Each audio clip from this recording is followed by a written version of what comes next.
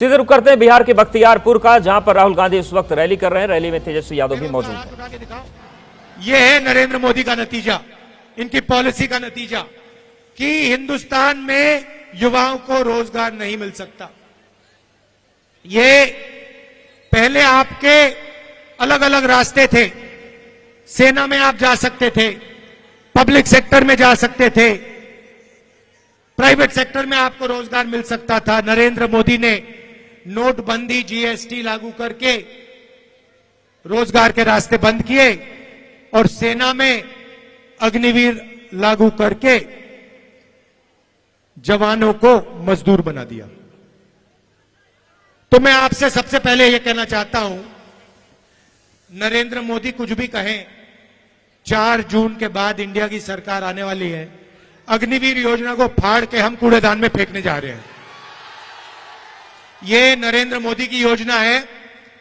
Army इस योजना को नहीं चाहती है, ये ऊपर से थोपी गई है और हमारा पहला काम अग्निवीर योजना को फाड़ कर कूड़ेदान में फेंकने का होगा। हम 2 तरीके के शहीद नहीं चाहते हैं। अग्निवीर योजना एक जवान को शहीद का दर्जा नहीं देगी और जो नॉर्मल तरीके से जवान बनेगा, जो अफसर होगा, उसे शहीद का दर्जा मिलेगा। अग्निवीर को पेंशन नहीं मिलेगी, दूसरे जवान को पेंशन मिलेगी। अग्निवीर को कैंटीन नहीं मिलेगी, दूसरे जवान को कैंटीन मिलेगी। तो राहुल गांधी को आप सुन रहे थे। पटना साहिब लोकसभा क्षेत्र के बख्तियारपुर में उनकी रैली हो रही है। और अब बात करते हैं आखिरी चरण की लड़ाई मुजरे पर आई। पीएम के मुजरा वाले बयान पर विपक्ष ने अटैक करना शुरू कर दिया है। खरगे ने कहा कि पीएम का बयान गलत है। प्रियंका गांधी ने कहा है कि पीएम मोदी ने पद की मर्यादा तोड़ दी है। वहीं अखिलेश यादव ने भी पलटवार किया। उन्होंने कहा कि पीएम मोदी का आत्मविश्वास लड़खड़ा गया है और जब आत्मविश्वास लड़खड़ाता है तो जुबान भी लड़खड़ा जाती है। बातें करना ठीक नहीं। और वो प्रधानमंत्री 10 साल प्रधानमंत्री है और 10 साल प्रधानमंत्री रहते हुए ऐसी बात करते हैं तो आप सोचिए उनकी मंशा कैसी है, उनके विचार कैसे हैं और किस तरीके से वो देश चलाना चाहते हैं। हमारे देश के प्रधानमंत्री जी हैं जिन्होंने बिहार में ऐसा बयान दे डाला कि हम लोगों को, जो उनके विरोधी हैं, हमें शर्म आई कि हमारे देश के प्रधानमंत्री ऐसी बातें कर रहे हैं। मैं तो कहती हूं कि कोई भी प्रधानमंत्री रहा हो, किसी भी पार्टी का रहा हो, किसी ने इस पद की गरिमा, इस पद की मर्यादा को इस तरह नहीं तोड़ा।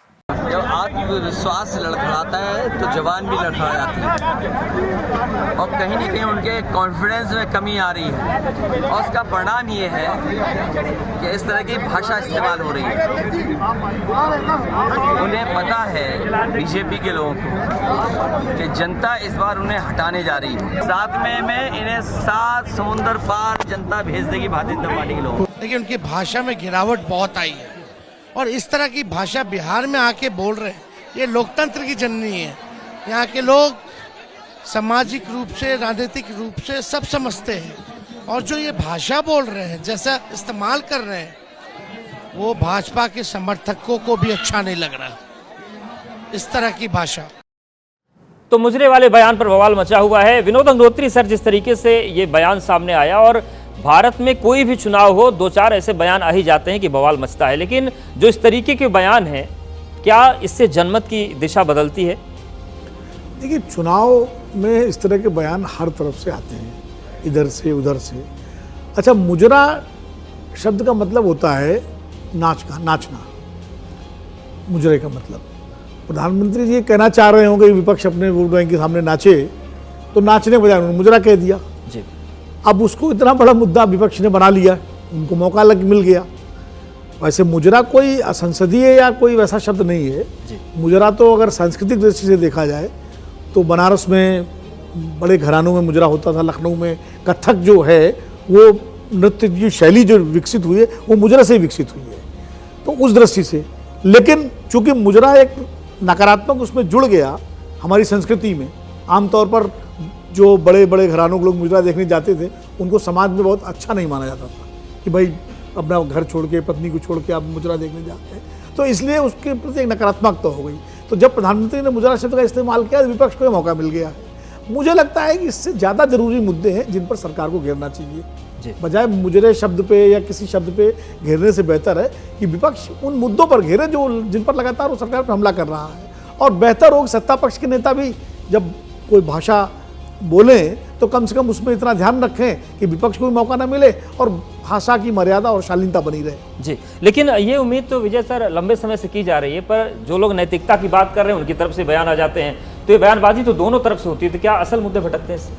इसी से भटकते हैं। और सर जो पार्टीज होती हैं, पॉलिटिकल पार्टीज, वो जानती हैं कि जब असल मुद्दों पे लड़ाई पे वो खुद मजबूत नहीं खड़े हैं तो मुद्दों को भटकाने की कोशिश बयानों से होती है। और इन चुनावों में आपने देखा होगा कि तमाम तरीके के बयान यहाँ पर आए हैं और उसमें जो बड़े मुद्दे थे, जिन मुद्दों को लेकर विपक्ष चर्चा करता रहा, महंगाई को लेकर, बेरोजगारी को लेकर और तमाम बातों को, वो मुद्दों पर उतना जोर नहीं दिया गया। या उसको भारतीय जनता पार्टी को जो करना चाहिए था, सरकार जो लगातार कर रही थी कि 10 साल की सरकार है, तो वो सिर्फ अपने काम पर जोर देती, उन कामों को बताने के लिए उसी को एजेंडा पर चुनाव लड़ने की बात करती। लेकिन दोनों लोग भटक रहे हैं। और जैसे विनोद जी ने भी कहा कि मुजरा शब्द कोई असंसदीय शब्द नहीं है, लेकिन वो नेगेटिव तरीके से नहीं, वो प्रधानमंत्री वहाँ पर कह रहे हैं कि मुजरा का मतलब कि वो वोटर्स के आगे नाच रहे हैं, ठीक है। लेकिन उससे आगे की जो लाइन कही है वो भारतीय जनता पार्टी अपने लिए ले सकती है कि वो कह रहे हैं कि मैं अपनी जान भी दे दूंगा SC ST OBC के रिजर्वेशन के लिए। तो पूरे परिप्रेक्ष्य में किसी बात को देखेंगे तो किया जाएगा। लेकिन इन चुनावों में तमाम दलों ने अपनी जो भाषाई स्तर है उसको गिराया है, उस पर फिर से विचार होना चाहिए। हालांकि मुझे लगता है ये चुनाव खत्म होंगे, फिर सब लोग वापस ठीक ठाक तरीके से आ जाएंगे और एक सामान्य भाषा में काम करेंगे। लेकिन चुनावों में बेहतर होता है कि जनता के मुद्दों को उठाया जाए और उस पर चर्चा की जाए और उसके आधार पर चुनाव लड़ा जाए। बिल्कुल। लेकिन अक्सर होता है कि वहाँ से उतरकर हमारी पटरी जो है ना, ट्रैक से उतर ही जाती है, ट्रैक से उतर जाती है और फिर उसके बाद सियासी तौर से भवंडर उठता है और नैतिकता की बातें होने लगती हैं। ब्रेक के बाद आपका स्वागत है। अब बात करेंगे भाईजान का सीएम फार्मूला, नीतीश लालू पर हमला। बिहार में 8 सीटों पर अब मतदान बाकी है और बिहार में ओवैसी की मुस्लिम सीएम वाला जो दांव है उसकी चर्चा तेज हो गई है। पालीगंज में ओवैसी बोले हैं कि बिहार में मुस्लिम आखिर मुख्यमंत्री क्यों नहीं बन सकता। अगले विधानसभा चुनाव में लालू नीतीश को हम बताएंगे। उन्होंने ये भी कहा कि लालू को सिर्फ परिवार की फिक्र है। बिहार के उन तमाम अल्पसंख्यक समाज के मुसलमानों से अपील कर रहा हूं, क्यों नहीं आप मुख्यमंत्री बन सकते बिहार के। आने वाले विधानसभा में हम बताएंगे इंशाअल्लाह ताला लालू को, नीतीश को, कि बिहार का मुख्यमंत्री एक मुसलमान भी बन सकता है इंशाअल्लाह ताला। लालू यादव और उनके परिवार को अपना नेता नहीं मानता। इसलिए नहीं मानता हूं क्योंकि मेरा मानना यह है कि आप में उनसे ज्यादा काबिलियत है। और अपने परिवार से तुमने 2-2 अपनी बेटियों को टिकट दे दिया, तुमने 2-2 अपनी बेटियों को टिकट दे दिया। बताओ मेरे अजीज दोस्तों और बुजुर्गों, इससे ज्यादा बेइज्जती और क्या हमारी हो सकती है। तो ये बयान सामने आया है और बिहार की राजनीति में इसकी चर्चाएं हो रही हैं। आखिरी चरण के मतदान से पहले जो दिग्गज हैं चुनाव प्रचार में जुटे हुए हैं। अरविंद केजरीवाल भी समर में कूदे हैं, लेकिन इन सब के बीच वो सुप्रीम कोर्ट पहुंचे हैं और अंतरिम जमानत को 7 दिन बढ़ाने की मांग की।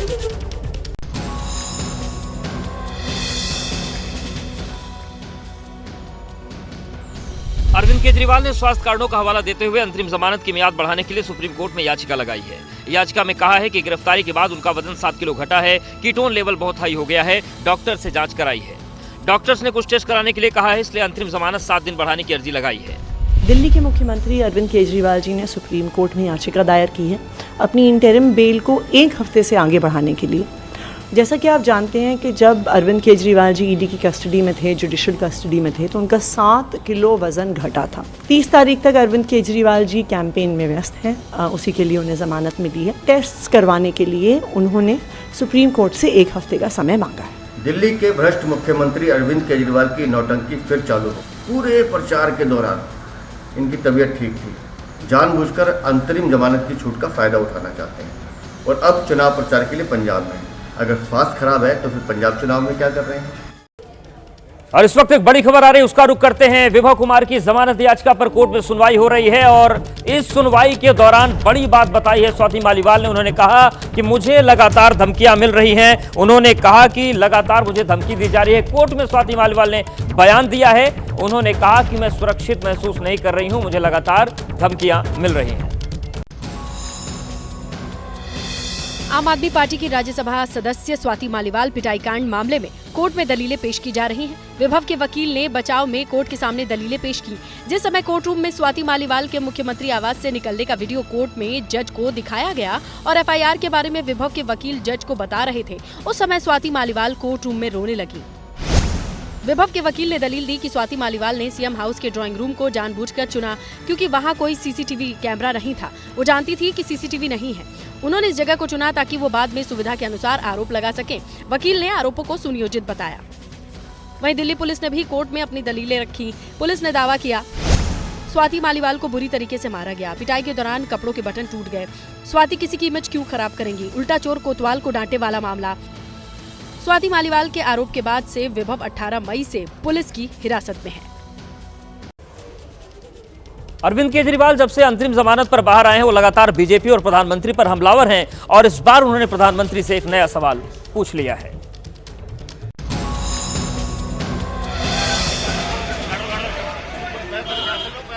दिल्ली के मुख्यमंत्री इन दिनों पंजाब में प्रचार कर रहे हैं। आम आदमी पार्टी सभी 13 सीटों पर चुनाव लड़ रही है। केजरीवाल ने सोशल मीडिया पर पोस्ट कर प्रधानमंत्री और आरएसएस से सवाल पूछा। उन्होंने अपनी पोस्ट में लिखा, 2014 में मोदी जी ने कहा कि वो देश के प्रधान सेवक हैं। 2019 में उन्होंने कहा कि वो चौकीदार हैं। अब 2024 में मोदी जी कह रहे हैं कि वो अपनी माँ की कोख से पैदा नहीं हुए, बल्कि वो भगवान के अवतार हैं। उनकी पार्टी के एक वरिष्ठ नेता ने कहा कि भगवान जगन्नाथ जी भी मोदी जी के भक्त हैं। क्या आरएसएस भी मानता है कि मोदी जी भगवान के अवतार हैं? आरएसएस अपना रुख साफ करे। केजरीवाल के हमले के बाद बीजेपी नेता कपिल मिश्रा ने बड़ा दावा किया। उन्होंने सोशल मीडिया पर लिखा, खबर है कि केजरीवाल लोकसभा के तुरंत बाद भगवंत मान को हटाने और राघव चड्ढा को पंजाब की कमान देने का निर्णय कर चुके हैं। राघव की जगह राज्यसभा में अभिषेक मनु सिंघवी जी जाएंगे। क्या भगवंत मान जी को ये पता चल चुका है? क्या इसीलिए चुनाव प्रचार में ही दूरी दिखने लगी है? 1 जून को आखिरी चरण के लिए वोट डाले जाएंगे। ऐसे में जुबानी जंग भी तेज हो गई है। 4 जून वो तारीख है जब ये पता चल जाएगा कि मोदी सरकार हैट्रिक लगाएगी या फिर इंडिया गठबंधन चौंकाएगा। अपने अपने दावों के बीच 1 जून को इंडिया गठबंधन की बड़ी बैठक होने जा रही है। लोकसभा चुनाव के अंतिम चरण की वोटिंग के दिन 1 जून को इंडिया गठबंधन के नेताओं की बैठक बुलाई गई है। इस बैठक में चुनाव नतीजे के साथ आगे की रणनीति को लेकर मंथन किया जाना है। लोकसभा चुनाव के नतीजे 4 जून को आएंगे। ऐसे में नतीजे से पहले ही इंडिया गठबंधन की बैठक काफी अहम मानी जा रही है।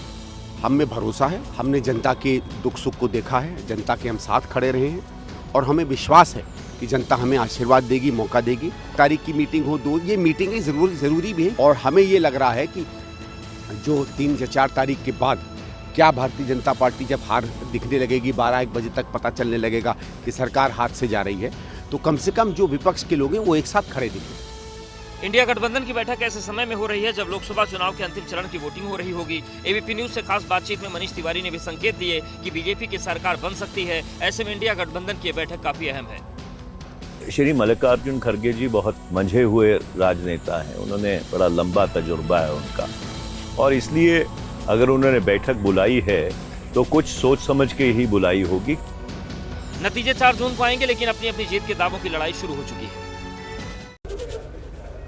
लोकसभा चुनाव अपने आखिरी चरण में पहुंच गया है। जुबानी जंग तेज चल रही है। प्रधानमंत्री नरेंद्र मोदी ने जिस तरीके से इंडिया गठबंधन पर हमला बोला, अब उसका जवाब मल्लिकार्जुन खड़गे ने दिया है।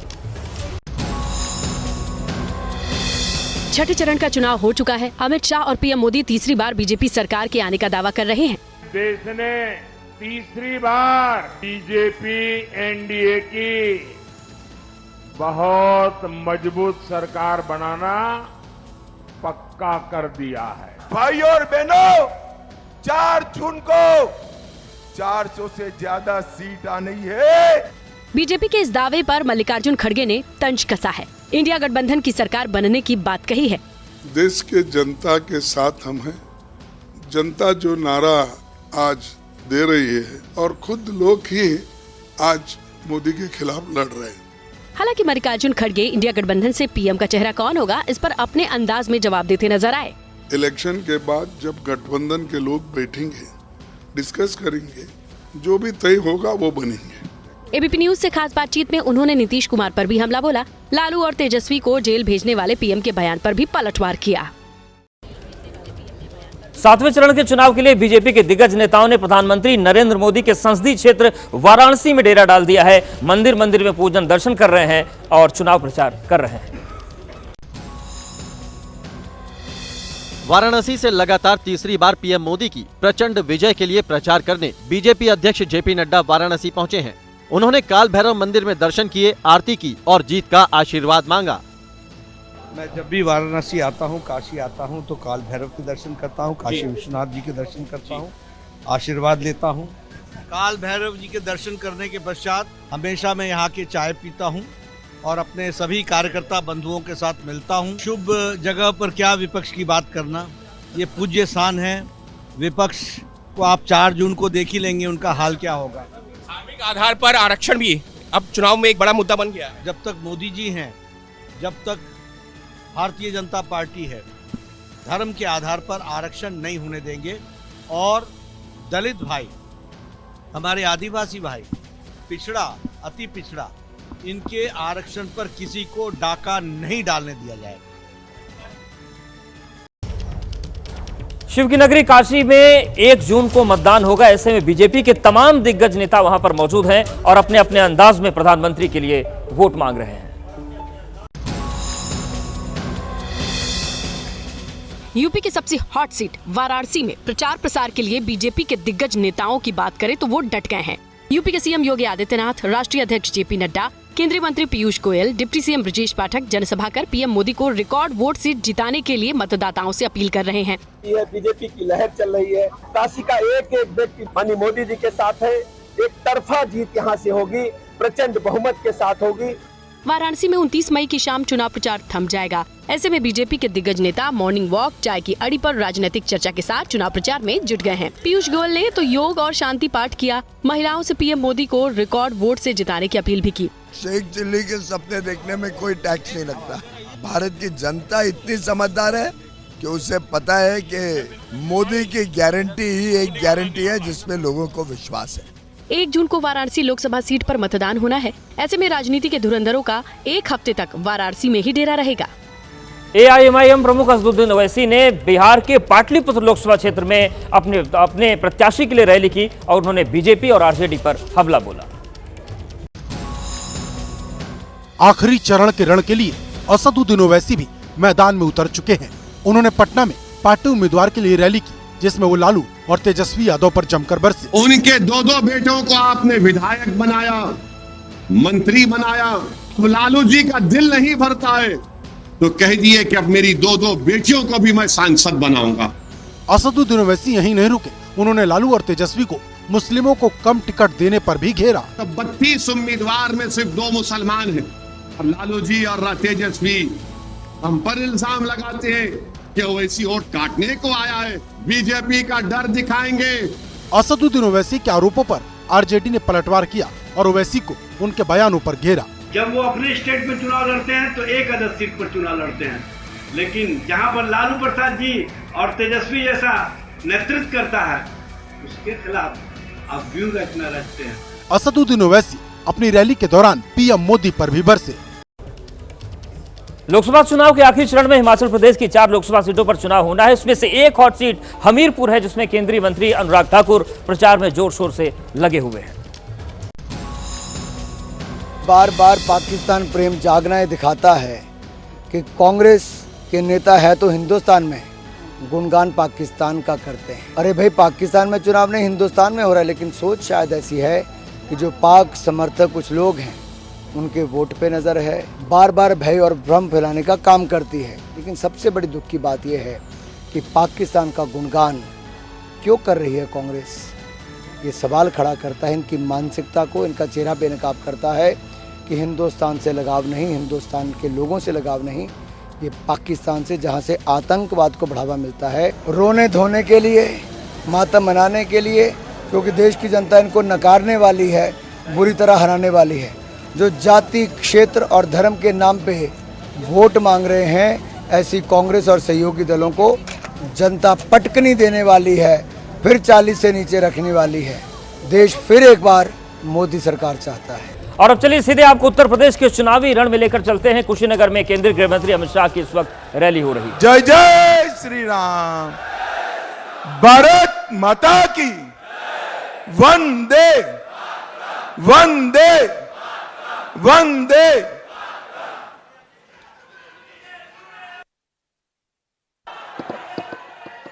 खत्म नहीं होंगे। चिलचिलाती धूप है। मैं अंत में इतना ही बताना चाहता हूं कि कुशीनगर के विकास के लिए ये विजय जो है ना, ये आपको दिखाई पड़े ऐसे सीधे साधे व्यक्ति नहीं है। मैं आपको बताऊं, बड़ा जालिम आदमी है। जब कुशीनगर का विकास का मामला आता है, मेरे जैसे व्यक्ति से भी झगड़ा कर लेते हैं विजय जी।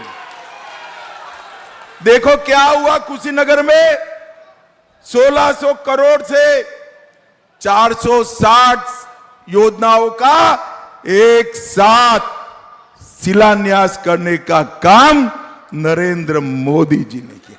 नेशनल हाईवे 28 का चौड़ीकरण हुआ, पडनोरा में मेडिकल कॉलेज बनी, पडरोना में रेलवे ब्रिज मंजूर हो गया, कुशीनगर में अंतरराष्ट्रीय हवाई अड्डा बना, कुशीनगर में कृषि और प्रौद्योगिकी विश्वविद्यालय बनाने का काम भी हमारे पंडित जी ने किया।